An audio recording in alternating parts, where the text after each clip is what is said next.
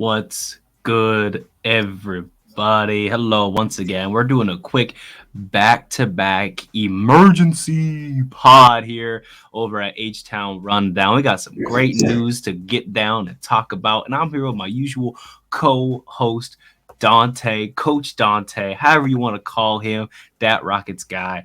Was good, Coach? I'm good, man. Let's get right into it.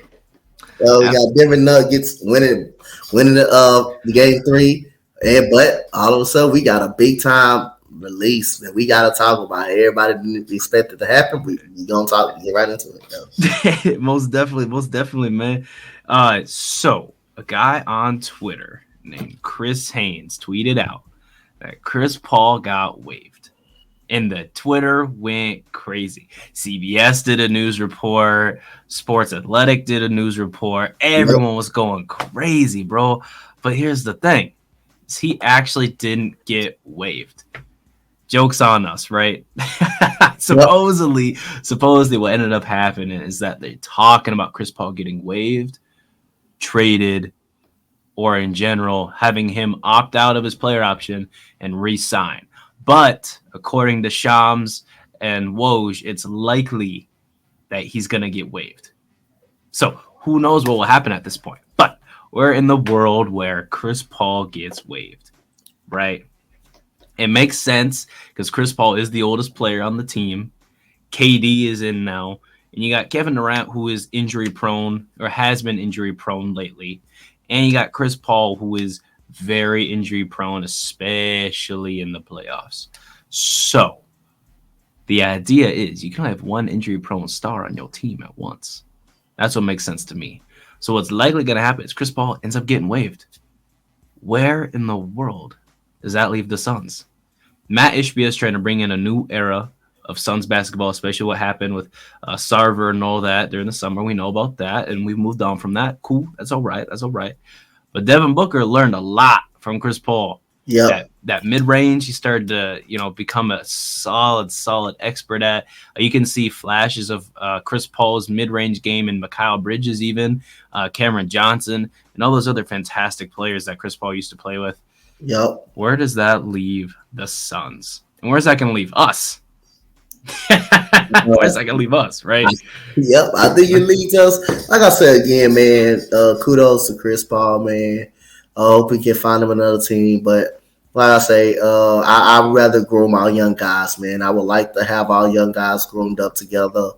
I understand when getting Ime Udoka, and if James Harden is going to come here, we get better immediately. And, we also going to get some veterans. It's also been reported out there that, we're going to be looking for some veterans to bring in, which is Brook Lopez, Grant Williams or something like that. So we're going to definitely go out in the market and spend some of that $60 million to get some of that veterans.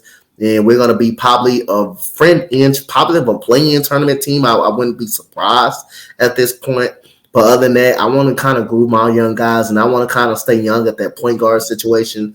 But I wouldn't mind bringing in a backup like we've been discussing, like a Tyus Jones. And I'm hearing Fred VanVleet, could possibility come in as well if James Harden doesn't go through as well. I would like Fred VanVleet too. We do got the money to give him for it as well. He's also a 20-point per game, 8 assists per game guy. So you get a guy off the rip that can come in, score, not also score, but play make. But other than that, I'd rather go groom these young guys. And, I love Chris Paul. He's one of the greatest point guards to ever play our game. But then again, like I say, I think we need to stay with this young group of guys that we got and add some few veterans that we're going to bring in to kind of help this team out. I mean, you could say the same for Chris Paul. Chris Paul is that veteran presence. If you guys want me to be real honest with you, everyone knows James Harden is my boy. But I would rather be in Chris Paul. And I'll be open to it, though. I wouldn't actually be so as frustrated about it. I wouldn't be upset. Yeah, I'd say I'd rather bring in Chris Paul because we see what he did for Devin Booker, but Kyle Bridges, when DeAndre actually wanted to play the game, he made Kevin Durant's job easier. Can't believe we could say that Kevin Durant had an easier job, except win next don't forget about that OKC team that we had to play when he was on there. He helped Shea Gilgeous-Alexander a lot on that team, and that team wasn't even supposed to be a playoff team at that point. At that point, that team was supposed to be a rebuilding year, and Chris Paul didn't change that locker room, and plus he didn't change, Shea Gilgeous-Alexander around, so they end up giving us a hard time in the playoffs, taking us to 7 games in the bubble. Yeah, that was absolutely crazy. James Harden and Russell Westbrook, Game 7. Yeah, Chris Paul and a bunch of ragtag young guys. Chris Paul has got this crazy way to just bring people together for at least 2 seasons. But something about Chris Paul, just the way he carries himself. I mean, I'm a fan of the point guard. When he was here in Houston, I mean, Chris Paul is my favorite point guard. James Harden is my favorite player. It was just a match made in heaven for me, And obviously we ran into the Warriors. That's what happens. I mean, no one beat the Warriors. That's just what happens, Yeah. And we moved on. It's fine. We had the bubble, but Chris Paul or James Harden, man, the development wise, I say Chris Paul, because Chris Paul is yes, he's not anywhere near James Harden. I don't think. I think their playmaking IQ is really around the same level. People can debate that. Chris Paul's the point god, of course, but James Harden, I think, is close in terms of playmaking IQ, playmaking status, and ability to create pressure and off-ball movement when he's actually trying to move the ball and not play ISO. And then not only that, but Harden is infinitely better at everything else other than perimeter defense, than Chris Paul. I like James Harden clears every checkbox except for leadership. And I do James Harden again is good, but Chris Paul's playmaking and leadership and defensive intensity, I think, makes him Ime Udoka's guy, because he's going to try on defense. I mean, he's just if you want to think about it, he's a less athletic, not as much of a scorer, but definitely around the same level of defense. Marcus Smart. He's just an older Marcus Smart, But Chris Paul is just, the playmaking. I mean, if we could get Chris Paul to come in and average 9 assists, boom. I mean, you can just pen him in, putting down at least 8.5, no matter where he's at. But if he comes over here, he got a bunch of shooters around him. Pick and pop. We're gonna try to have KPJ running a lot of those the catch and shoot threes, which is something that Ime brought to his attention. So, not to get him ahead of myself, but if we can sign Chris Paul on a low deal, right? Yeah. We can still get Cameron Johnson, cool, and then maybe Grant Williams. Plus our normal squad as it is, man, that's nice. I'm really liking that. Dante, give me your thoughts on bringing Chris Paul in with some additions of Cameron Johnson and Grant Williams. I mean, I like it. Like I said, I'll be opposed to it. Like I say, any one of those guys that we get out of James Harden or Chris Paul, if we don't even get neither one, I'll still be all right. But like I said again, veteran leadership, you always got to have it in the locker room. You do really got to have it in the locker room. And like I say, Ime Udoka, like I say, I trust him whatever he's going to bring in, what talent he kind of wants around his system, and what Raphael Stone is going to bring around him. Raphael Stone even said it himself in that community work day that, if he's satisfied, if Ime Udoka and him satisfied with the guys he's going to bring around his system, then they're going to try to do whatever it takes to kind of bring it in, whatever fits his system. They're going to try to make it make sense. And whatever moves that they do, regardless if it's Chris Paul, James Harden, or if they both somehow decide to come back and bring both of them in, and we get Cameron Johnson or Grant Williams or anybody, I will be opposed to it, because I trust those guys right there. And especially Ime Udoka. Ime Udoka, like we've been saying, is going to hold this team accountable. He's going to get this team to play the right way. Defense is going to be better. Offensively, we're going to be better. We're not going to be standing around anymore. We're going to give the effort on the defensive side. So whatever moves we got, we're going to make. I'm going to trust in Ime Udoka that he's going to put these guys and put our players and our team in the right position where we can be successful. Absolutely. And who is better at that? Who brings that defensive ability? Who brings that playmaking? Who brings that mindset? like Chris Paul does. Chris Paul is another coach on the floor, that's been here and done that. That will also hold guys accountable, and that will also make everybody better. And he's going to tell it how it is. But if it's Jalen Green or Kevin Porter Jr., he's going to show him the ropes, and he's going to groom him. He's going to tell it how it is. And plus, Ime Udoka, it's going to go ahead. He's going to hold everybody accountable. He let it be known from the first start of his first press conference. We're not going to have any excuses. This team will be better next year. 100%, yeah. And whether, like we said, I'm not afraid to say it. Some guys are gonna go. Yeah. They gonna go. And if you bring in Chris Paul in, you can still get those. So here's the difference, also, because I think bringing Chris Paul in allows you to still do your developmental work while also at the same time trying to make a push for the play-in. Yeah. And that's the perfect thing about Chris Paul, because Chris Paul at this point, right? If he signs with Houston, he knows he's not winning a chip. It's over. If he signs with Houston, he's just coming here to be a developmental guy and bring in the next generation of players. And obviously we'd have to offer him a solid deal for it. But I mean, our team's going to want to play, are we willing to give up? Because Houston would probably be willing to give up 20 mil like that immediately for him for, 2+1. It don't matter how many games he's playing or not. He's here for development purposes, know. I could see him. James Harden said, we all know, we've been hearing it all year, he's torn between Houston and 76ers. But again, now it comes to a fact, does he want to win? Does he actually want to win where his best shot will be for the Sixers at this point right now if he wants to win in his career? Or do we want to just come here and get paid in, because knowing we're not nowhere close to a championship winning organization right now. We're not nowhere close. So at this point, if he comes to Houston, I think he know his championship reign will be over. But he did say, I want to go somewhere where I can win, where I can still be effective. And we already know Ime Udoka came out and said he's not going to play games.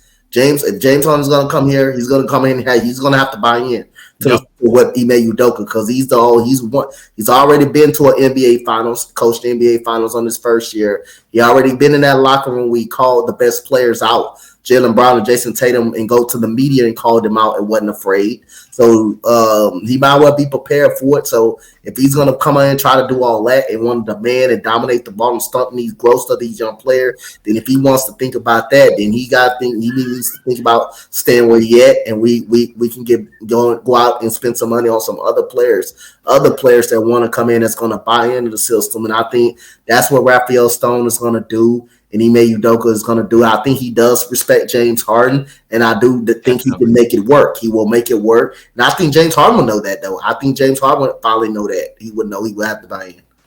100%, yeah. And while we're on the topic here, buying in, right? I mean, Sam Cassell left, right? Yeah. So he's kind of got, a little to zero motivation to even really stay with the Sixers. They picked up Daniel House's contract, and man, he was good for 2 games. Yeah. 2 games, and not like great. He was good for 2 games, and then after that, I don't think he played more than 6 games in the playoffs. Paying him $7 million, man, they need all the margin money right now. And PJ Tucker, I like PJ, but they got to move off of Tobias. That's the biggest thing for the Sixers if we're going to talk, just in general championship level. And Joel B got to start, taking some responsibility. Mm-hmm. He's the only MVP to never make it out of the second round. That's crazy. The only MVP in NBA history since it's been tracked has not made it out of the second round. That's incredible to me. Yeah. You gotta take some self-responsibility in there. No wonder Ben Simmons wanted out of there. And that says a lot. That says a lot. But regardless, when it comes down to it, I mean, like we were saying earlier, we alluded to, Chris Paul and James Harden have had their battles, from when Houston faced Clippers and came back from 3-1, which was crazy and killed the Clippers, to Chris Paul trying to do the same thing and taking it to Game 7 out in the bubble, getting the best. Lou Dort putting up 37, 2, 2, and 2 across the board, just going crazy. I mean, man, I don't know. Is there a world where we can get both again? I think it's a world. I think it's a world where we can. But my prediction, I don't think we will get both. I think James Harden is probably the likely to be here. James Harden probably the likely to be here, and I don't think the last situation we in. I don't think you want that situation again. You know, Chris Paul has some trouble with James Harden being when the ball is always in his hands and stuff like that. He liked to dominate the ball, and everybody liked to stand around. Chris Paul, when he was here, it seemed like when he had the ball, the offense floated better a little bit. You know, everybody was getting a shot at the ball. Everybody was getting a shot. With James Harden wanted the ball, everybody would just stand around, and that was the problem Chris Paul actually had. So that's the why he went to the front office and won it out, because he said, "Hey man, put D'Antoni, give me the ball. Let me orchestrate the offense. Let me get James Harden in situations when he can get some good looks at the basket instead of putting the ball in his hand and where he can just dominate the ball. If the ball not his hand, he's gonna stand there and not want to do anything." So I don't want that kind of relationship on the team again. I think they respect each other, playing against each other, but I don't think this team needs to be assembled with those two guys on the team. Not at this late in his career, anyway. Relationships can change, but at this rate, James Harden is obvious the one maybe coming here. But I think at the end of the day, he may be choosing us over the Philadelphia 76ers. If Daryl Morey is also a chance he can go back, because Daryl Morey is his guy. Daryl Morey is his guy. Daryl Morey loves him, so there's also a chance that Daryl Morey will pay him that money that he wanted. And like I say, I wouldn't be mad at that, because again, I want to groom these young guys in. Max, yeah. And I think we can take out 60 mil and we can spread it around a little bit. Definitely, yeah. I mean, because my biggest thing is I don't just want to come in and pay James Harden $40 million off of that. Yeah. Because then we're not getting Cameron Johnson. Facts. We're barely getting Grant Williams, because Grant Williams is probably going to demand 18, right? Even though people can say how they want, he's probably going to be 18 to 20. Cameron Johnson is easily 20, but he'll probably demand anywhere from 20 to 25. I mean, it really just depends. We can pay for two free agents with that 60 mil. We got the right to pay James Harden and Cam Johnson, but for any type of depth, I think that will be in our pocket. That will be a hard time. So that's why I really stuck in between about just getting James Harden. I will welcome him with open arms, but if we don't get him, that's better for us, because we can spread that money around. We can give Cam Johnson, which is he ain't gonna ask for like 40 to 30 million a year. You can pay him for between 20 to 15 million a year, what he's gonna want. Then you can spread it around. If you want to get Fred VanVleet as your backup plan, you can get that. You get that and still have some money left over to get some of these players like Tyus Jones, who's not going to cost too much for a backup role. So, like I say, I welcome James Harden again. I will welcome James Harden again if he does come, but I prefer not to have him, because I don't want him all his money at 33 years of age taking up the check. I don't want him taking up what we can potentially add up on this team. 100%. Yeah. No, I absolutely agree with you. Another big thing about that is Chris Paul is probably going to demand less than James Harden. Yes, he's going to be less because he got released. He's going to be less. He's going to be cheaper. Again, I think Chris Paul is likely at the end of his rope. I mean, like, he's still in his, I think he's still got prime playmaking years left. I'm not counting him out. Yeah. I am saying, saying the same for James Harden. If they come here, they realize that they're going to end their career here. Yeah. They'll probably get their swan song. They'll do their retirement route and all that, and that'll be fun. But I would take Chris Paul at $25 million a year than James Harden, because James Harden is not coming here for anything less than 40. Let's be honest. 40, man. He wants the whole max. He wants the whole max. And like I said again, if we get him, I wouldn't be so upset, but paying him the whole max, that would be kind of nasty right there, paying him the whole max. And knowing we got other problems on this team that we can get filled up besides the guard situation. So I was bringing in another guard. We got Jalen Green, Kevin Porter, and it's a possibility we're going to add Amen Thompson, or we may get surprised or trade up to get a Scoot Henderson or something like that. So our backcourt will be stacked already. And then when James Harden comes in, he's going to be taking away the growth of some of these players anyway. So you might well just keep it the same backcourt. We already need 3. We need a legit 3.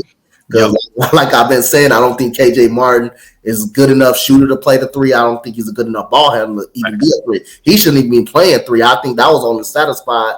He was only playing a 3 because Kenyon Martin Jr. came out and Stephen Silas wanted to kind of satisfy him. Of course, he don't know what he's doing with a young team as a damn coach. Any goddamn way, he don't know what he's doing. But Kenyon Martin Jr. is not an actual 3 guard. He's a 4. He's a 4. But the only thing about it, he is small. He's a 6'6", 6'7" power forward. I think we need a legit 3 out of Tari Eason. That's the only legit 3 we got. We need another 3. We need another small forward in here. Yep, and Jabari just isn't there yet to be able to be versatile to play the 3 consistently. Like, I don't mind like him playing the 3 occasionally, but like to be a true 3, I don't think he just fits the bill just yet. Because I think the way he uses his size at the power forward with those mid ranges, fantastic. But if he wants to play the 3, you got to be a little bit better 3-point shooter. That's my thing, and maybe he'll get there. He can play, like you said, he can play the 3, but then again, we're gonna have questions at the 4 position.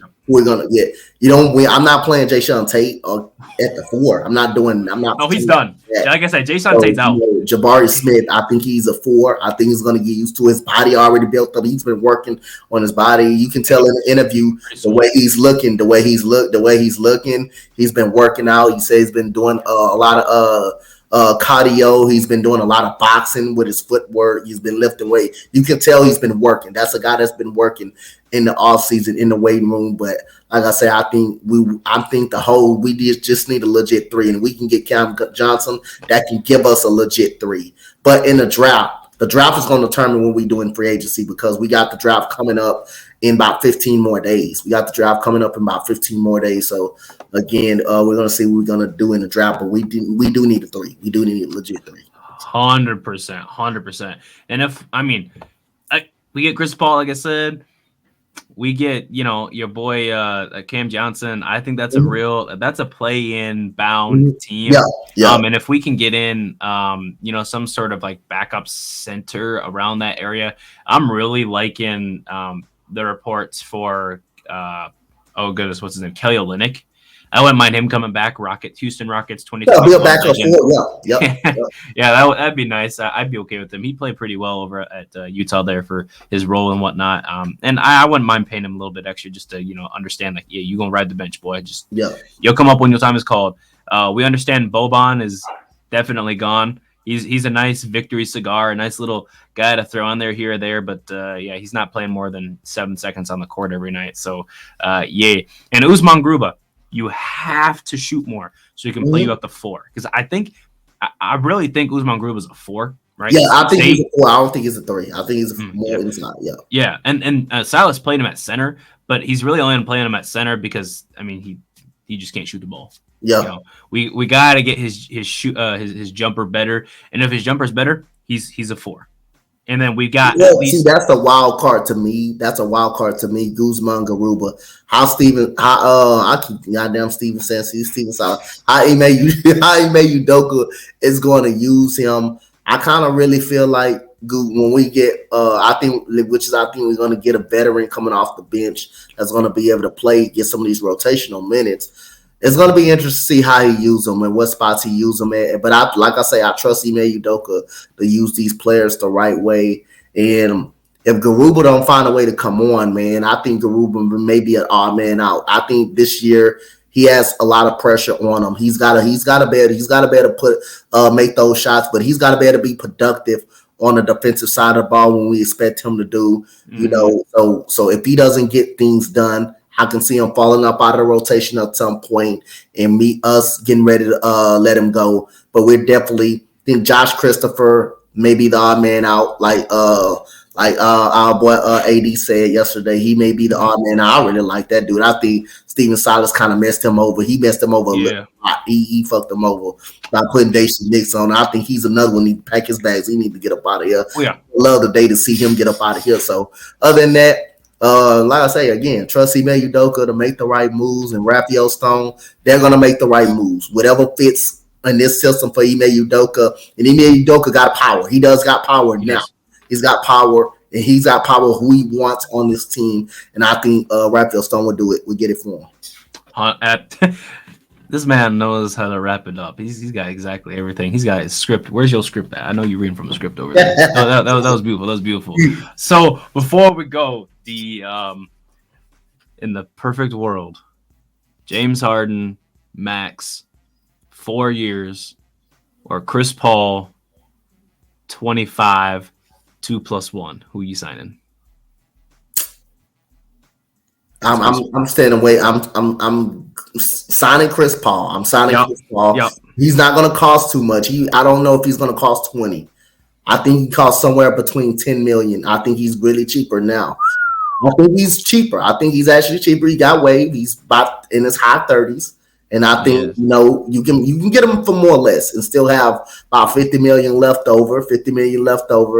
But in a perfect world, I wish, like, if we don't get both of them, don't get either, I would love it, because again, we depended on our young players, and we're definitely going to get people in free agency with that money that we got. You know, where we're going in free agency with 60 million, the most money in the NBA, and we're not going to use it to get somebody to come play for Ime Udoka. And I think we're going to get guys to play. But if I had to put something on, my bet maybe James Harden be coming to Houston.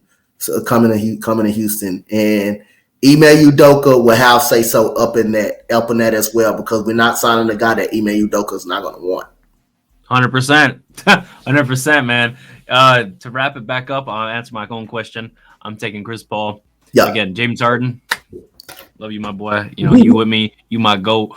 But I just want Chris Paul because of development. I've seen what he did for Shea, you know, and other young players across the Suns. I like it too much, you know. I know you did wonders for Maxey over there. It's looking real good, but I want you to win your chip. And CP0 rings isn't winning the chip, so I need him here. He can finish his career here, but that's me. that's me.